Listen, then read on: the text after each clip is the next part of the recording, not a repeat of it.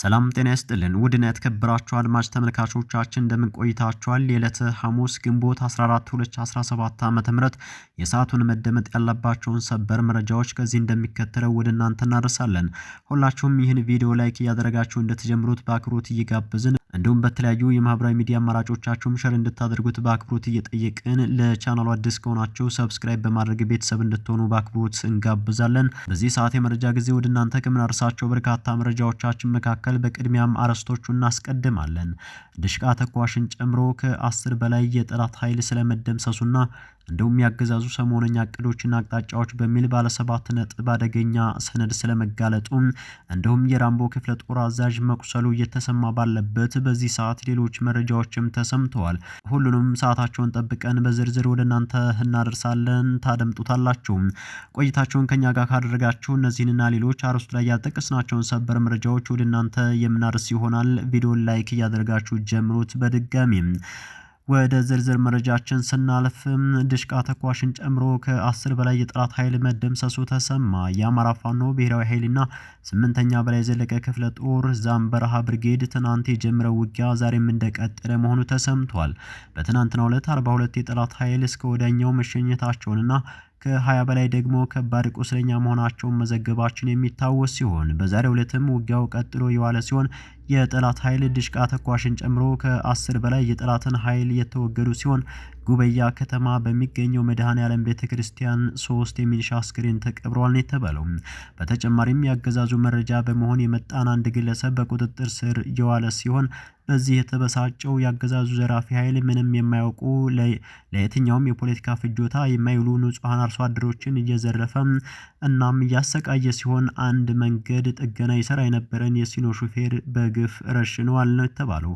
በተጨማሪም በወርቅ አምባ ከተባለች ቦታ ወጣቶችን አፍነው ወስደዋል ነው የተባለው። ወደ ተከታይ መረጃችን ስናልፍ የአገዛዙ ሰሞነኛ እቅዶችና አቅጣጫዎች ሲሆኑ አንደኛ ፋኖ ተዳክሟል፣ እጅ እየሰጠ ነው የሚለውን በሰፊው መስራትና ህዝቡን በፋኖ ተስፋ እንዲቆርጥ ማድረግ ሲሆን ሁለተኛ የጤና ባለሙያዎችን አመጽ ከዚህ በፊት የቤተ ክርስቲያን የካቲት 5ቱን አመጽ ባከሸፍንበት መንገድና አዳዲስ ስልቶችን በመቀየስ ማክሸፍ የሚለው ነው። ሶስተኛ መምህራን አመጹን ሊያነሱ ወይም አድማ ሊመቱ ይችላሉ የሚል ስጋት ስላለም ስለዚህ ቀድመን በዞን በወረዳ መሰብሰብ ለርዕሰ መምህራን ጥቅምና መስጠት የሚሉት ሲሆኑ አመጽ ሊያነሱ የሚችሉትን በመለየትም ቀድሞ ማዋከብና ማሰር በተጨማሪም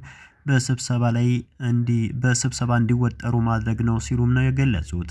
በአምስተኛ ደረጃ ስራ አጥ የሆነው ወጣት ለአመጽ ዝግጁ ስለሆነ ወጣቱን የመመልመልና ከፋኖ ጎን እንዳይቆም ማድረግ ወደ አመጽ እንዳይገባ ማድረግ ሲሆን ስድስተኛ ለገበሬው ከኛ በላይ የሚቆረቆር የለም በሚል ማህበራዊ ሚዲያውን መቆጣጠር ለዚህም እንዲያግዝ ምርጥ ዘር ማዳበሪያ አቀረብን የሚል ተከታታይ ሚዲያዎችም ዘመቻ ማካሄድ ሲሆን ሰባተኛ ከትግራይ ጋር ለምናደርገው ጦርነት ከህወሓት አንደኛውን አጀንዳ ደግፎ ሌላኛውን አጀንዳ መከፋፈል ሰሞኑን በአንዳንድ ከተሞች እየተደረገ ያለውን ሰላማዊ ሰልፍ ማካሄድና በህዝብ ፍላጎት ነው የገባ ነው የሚል ለዓለም አቀፉ ማህበረሰብ ማሳወቅና ማሳየት ህጋዊ ሆነን ከትግራይ ጋር ጦርነት መግጠም የሚሉት ሲሆኑ ከላይ ያሉትን እንዲፈጽሙ ጥብቅ ትዕዛዝም ተሰጥቷቸዋል ነው የተባለው። ወደ ሌላኛው መረጃችን ስናልፍ የአፋድ ጉድ ሲል ግርማ ካሳ ተከታዩን መረጃ አጋርቶናል፣ እንደሚከተለው እናስደምጣችኋለን። ሻለቃ መከታው ማሞ በተገኘበት የራምቦ ክፍለ ጦርን ለማመስገን የተደረገ አንድ ዝግጅት ተመለከትኩ ሲል ይጀምራል። የራምቦ ክፍለ ጦር በሸዋ ጠቅላይ ግዛት እዝ ውስጥ ከነበሩ ክፍለ ጦሮች ከጠንካሮቹ መካከል አንዱ እንደነበረም ይጠቀሳል። ይህ ክፍለ ጦር በዋናነት በሸዋ ሮቢትና ደብረ ሲና አካባቢ እንደዚሁም ደብረ ሲናን አልፎ ወደ ደብረ ብርሃን መስመር ይንቀሳቀስ የነበረ ክፍለ ጦር ነው።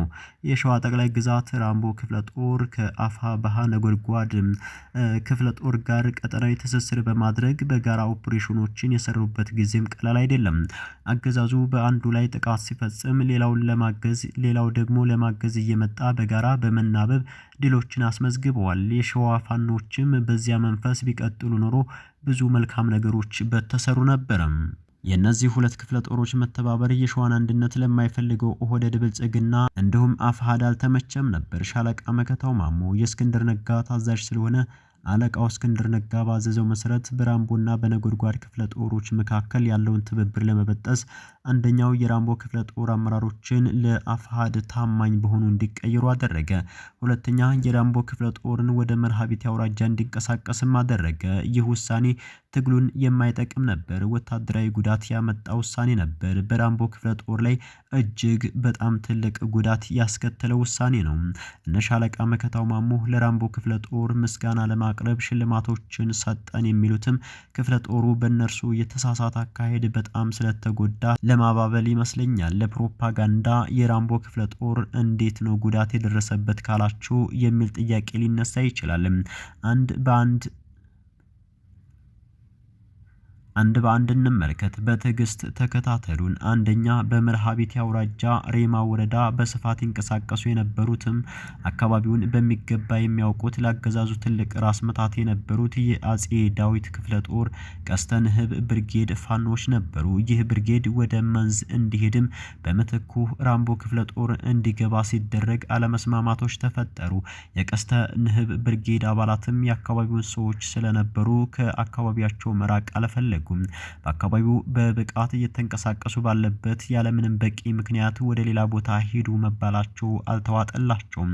የፋኖ ኃይሎች በፍቃደኞች የተሞላ ነው፣ ደሞዝ የሚከፍለው የለም። እንዲህ አይነት አለመስማማቶች ሲፈጠሩ አንድ ብቃት ያለው አመራር በንግግር በሐሳብ የበላይነት በማሳመን ነው በስሩ ያለውን ሰራዊት ሊመራ የሚገባው። ሆኖም እነ እስክንድር ነጋና መከታው ማሞ ጉልበት ነው ለመጠቀም የሞከሩት። በስፍራው የተላከው የራምቦ ክፍለ ጦር በቀስተ ንህብ ብርጌድ ፋኖች ላይ እንዲተኩስ ተደረገ። እጅግ በጣም ትልቅ ወታደራዊ፣ ፖለቲካዊ፣ ሞራላዊ ስህተት በወንድማማቾች መካከል በሬማ ደም ፈሰሰ። የራምቦ ክፍለ ጦር አመራሮችም በወንድሞቻቸው ላይ እንዲተኩሱ ትዕዛዝ ሲሰጣቸው መቀበል አልነበረባቸውም። ግን በፊት የነበሩትም ተቀይረው ለአፋሕድ ታዛዥ አመራሮች ስለነበሩ ለህሊናቸው ከማደር ለግለሰቦች ታዛዥ ሆነው ወንድሞቻቸውን ገደሉ። ከ6 በላይ ፋኖች ሲሞቱ ብዙዎችም በማፈግፈግ በሬማ በርካታ ቀበሌዎችን ለራምቦ ክፍለ ጦር ለቀው ወደ ደራ መስመር አፈገፈጉ። የተወሰኑት እነ መከታው ማሞ ማርከው ወደ መንዝ ወሰዷቸው። ያቺ ላገዛዙ ትልቅ ራስ ምታት የነበረች የቀስተ ንህብ ብርጌድ በያኔዋ ቁመናዋ አሁን የለችም። ሁለተኛ በየጊዜው በቀስተ ንህብ ብርጌድ በሬማ በራምቦ ክፍለ ጦር በደቡብ ይፋት ሲለበለብ የነበረው ያገዛዙ ጦር ክፍተት አየ። በሬማ ጦር ላከ። ራምቦች ቦታውን ስለማያውቁት እንደ ቀስተ ንህብ ብርጌድም አገዛዙን መዋጋት አልቻሉም። ከፍተኛ ጉዳት ደርሶባቸው የሬማ ወረዳን ላገዛዙ ለቀው ወጡ። እነ ሻለቃ መከታው ማሞና እስክንድር ነጋ ቀስተ ንህብ ብርጌድ ላይ ሲዘምቱ በፋኖ ስር የነበረን አካባቢ ባገዛዙ ስር እንዲሆን ነው ያደረጉት። ጎበዝ ጀግናው የራምቦ ክፍለ ጦር ፋኖች በብዛት ህይወታቸው አለፈ። ሶስተኛ የራምቦ ክፍለ ጦር ተጨማሪ ሌላ ክፍለ ጦር የተሰማ እርገጤ ሳይሆን አይቀርም በመርሐቤቴ ወረዳ በአፋሕድ የናደው ክፍለ ጦር ላይ ጥቃት ፈጸሙ። የአፋሕድ ኃይል በርካታ ድሽቃዎች የታጠቀ ኃይል በመሆኑ የናደው ክፍለ ጦር ፋኖች ያፈገፈጉ። የመርሐቤቴ በርካታ ቀበሌዎች ለራምቦና ለሌላ ሁለተኛ ክፍለ ጦር ለቀው ወጡ። በዚህ መሃል የናደው ክፍለ ጦር ቦታውን ለነመከታው ማሞ ጦር ለቆ ሲወጣ የሁለቱ ወንድማማቾችን እርስ በርስ ውጊያ በቅርበት ሲከታተል የነበረ አገዛዙ በናደው ክፍለ ጦር ላይ ጉዳት አደረሰ። አንድ ሆነው ቢዋጉ ኖሮ እንዳለ መርሐቤቴ አውራጃና ከአገዛዙ ሙሉ ለሙሉ ነፃ ማውጣት የሚችሉበት የሸዋ ፋኖች በዚህ መልክ እርስ በርስ በመጠመዳቸው በአፋሕድ ምክንያት ያገዛዙ መቀለጃ ሆኑ።